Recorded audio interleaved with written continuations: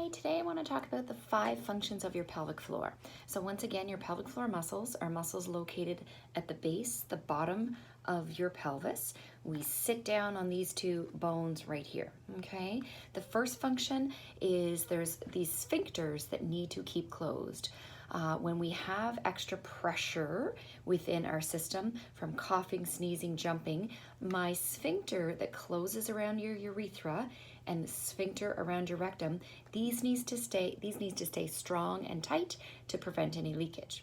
That's one function. The second function of your pelvic floor is a support system. So these muscles keep these organs in place. Specifically, more so for women, we've got our bladder, the vaginal connective tissue leading to uterus, and then we've got the rectum. So these muscles act like that hammock support to keep the tissues up and elevated and within this bony cavity. The next function of your pelvic floor is, of course, stability and strength.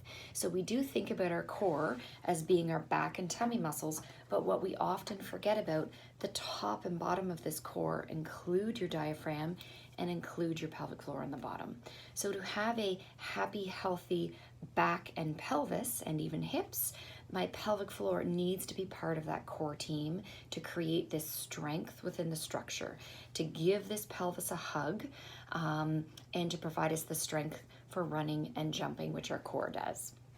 The next function of your pelvic floor, the fourth function, is your sexual function. So of course, stronger pelvic floor muscles will allow an easier arousal and erection that's able to be sustained.